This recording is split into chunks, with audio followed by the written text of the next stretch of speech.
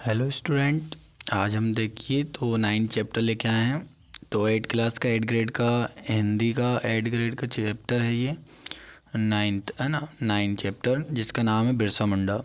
तो बिरसा मुंडा चैप्टर के अंतर्गत हम पढ़ते हैं। पहला है हमारा इसमें सही विकल्प में आता है मुंडा भाषा में सिंह का अर्थ क्या होता है। तो सिंह, तो बिरसा मुंडा में सिंह को क्या कहते थे, वहाँ के जो लोग थे सूर कहते थे। ठीक है, इसके बाद आगे आते हैं हम।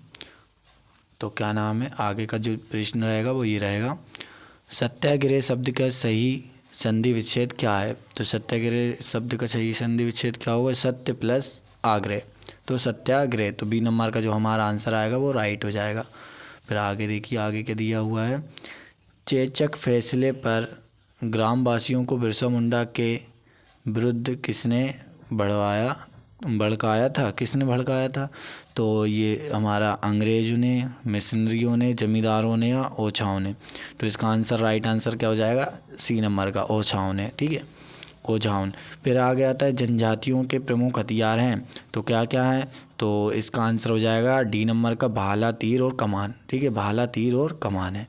फिर आगे देखिए क्या है, अदालत द्वारा जारी आज्ञा पत्र कहलाता है, क्या कहलाता है, वारंट। ठीक है, वारंट कहलाता है। सी नंबर का इसका राइट आंसर हो जाएगा वारंट।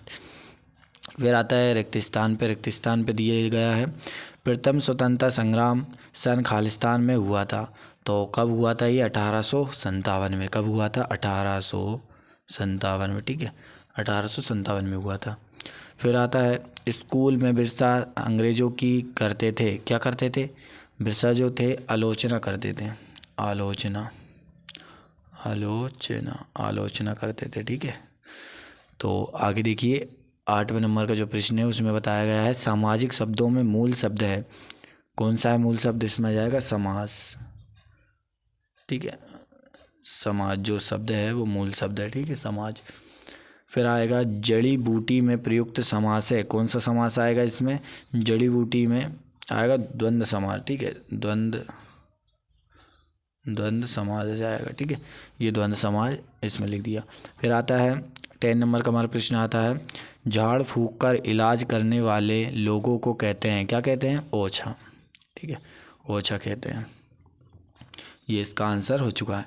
अब आइए आगे के प्रश्न देखते हैं। आगे के प्रश्न में हमारा दिया गया है प्रश्नोत्तर, जो कि है अति लघुत्तरीय प्रश्न। अति लघुत्तरीय प्रश्न में दिया हुआ है, उपचार के लिए बिरसा मुंडा जड़ी बूटियों के उपयोग के साथ क्या बताया करते थे, क्या बताया करते थे, स्वास्थ्य के नियम, है ना, कि किस प्रकार से हम स्वस्थ रह सकते हैं, तो उसके नियम बताते थे।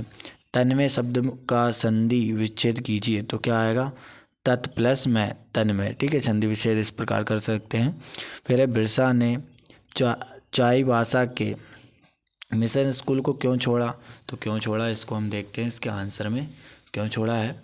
तो बिरसा को वहाँ दासता का अनुभव हुआ कि गुलाम जैसे रख के रखा, है ना। उन्होंने अंग्रेज़ों की शोषणकारी नीति की आलोचना की, बताया उनके बारे में, इस कारण उन्हें स्कूल छोड़ना पड़ा। ठीक है, फिर आगे प्रश्न आता है, बिरसा मुंडा के आंदोलन को आप किस रूप में देखते हैं। तो इसको जो उनने आंदोलन चलाया था बिरसा मुंडा, इसको हम किस प्रकार देखते हैं, तो ये आंदोलन अंग्रेज़ों के शोषण और अन्याय के प्रति देश में था तथा उचित था। ठीक है, तो इस प्रकार से जो अंग्रेज़ लोग थे उनके विरुद्ध में जो बिरसा मुंडा थे उनने आंदोलन किए, और इस कारण बिरसा मुंडा को जेल में भी डाला गया था। तो ये चैप्टर के अंतर्गत पढ़ाया गया है। ठीक है, तो आप उसको बाद में देखेंगे। चलिए प्रश्न उत्तर देखते हैं अभी हम। तो मुंडा जनजाति के लोग बिरसा को अवतार क्यों मानते थे।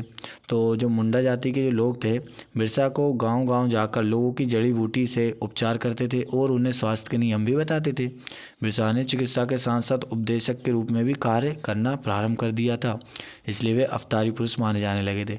हाँ, कुछ लोगों का मानना था कि जो बिरसा मुंडा था वह उसको छू लेने मात्र से भी उनकी जो बीमारियां थी वो समाप्त हो रही थी, इस कारण से लोग उसको एक अवतारी पुरुष मानने लगे थे। चलिए आगे देखते हैं। इन शब्दों में उचित उपसर्ग जोड़कर इनमें से विलोम शब्द बनाइए। तो किस प्रकार बना सकते हैं हम, विश्वास, है ना, विश्वास में हमने क्या जोड़ दिया, तो अविश्वास। मान, तो मान में अप जोड़ दिया तो अपमान। फिर आदर, आदर में हमने क्या जोड़ दिया, अनादर, ठीक है। फिर देश, देश का कर दिया हमने परदेश, ठीक है। इस प्रकार से हम जोड़ सकते हैं। फिर है बिरसा मुंडा ने किस उद्देश्य से अपना आंदोलन आरंभ किया था। तो जो बिरसा मुंडा था उनने क्यों किया था, जो अंग्रेज लोग थे उनके विरुद्ध किया था, है ना, जो अंग्रेज लोग शोषण कर रहे थे उसके विरुद्ध जाने के लिए, ठीक है।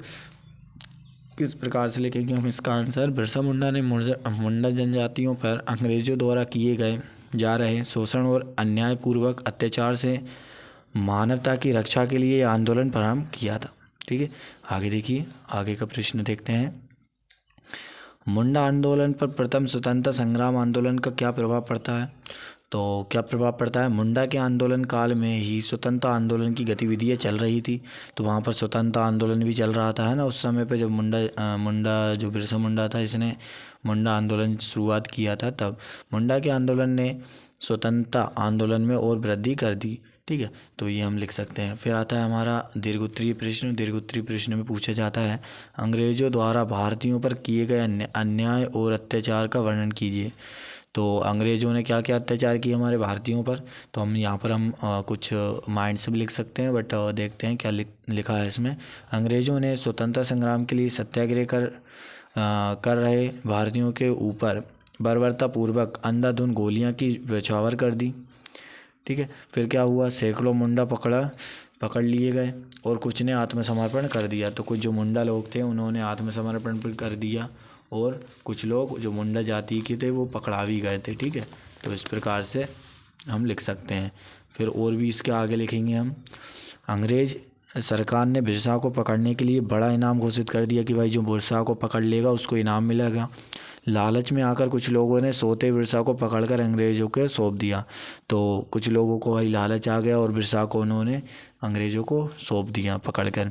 फिर बड़ी अवस्था में बीमारी के कारण बिरसा की मृत्यु हो गई। फिर बाद में क्या होता है, बिरसा मुंडा की बीमारी के कारण मृत्यु हो जाती है।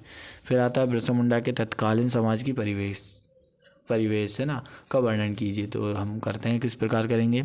उन दिनों जनजातियों की आर्थिक स्थिति बहुत दयनीय थी। उसके पूर्व में अपनी ज़मीन के मालिक थे, वे फसल उगाते थे, उनकी अपनी ग्राम व्यवस्था थी, पंचायतें थी, रहन सहन का अपना परंपरागत ढंग था। पर अंग्रेज़ों ने उन सबको नष्ट करके जमींदार, जागीरदार, जंगल के ठेकेदार और दलाल उन पर लाद दिए। इससे क्या हुआ, वनवासी अपनी ही ज़मीन पर मालिक से नौकर बन गए, है ना। उस पर क्या क्या जमींदार बिठा दिए, जागीरदार, और जंगल में कुछ ठेकेदार, दलाल बिठा दिए, जिससे क्या हुआ, जो वहाँ के वन में जो रहने वाले वासी थे वो नौकर बन गए, है ना, उस प्रकार से। फिर विवशता, भूख और दमन के कारण वे अपने आप को असमर्थ और असहाय समझने लगे। तो इस प्रकार से इसका आंसर हमने लिख दिया है। तो आप देख सकते हैं इसका आंसर। अब दोस्तों ये चैप्टर हो चुका है समाप्त। नेक्स्ट वीडियो में नेक्स्ट चैप्टर देखेंगे। धन्यवाद।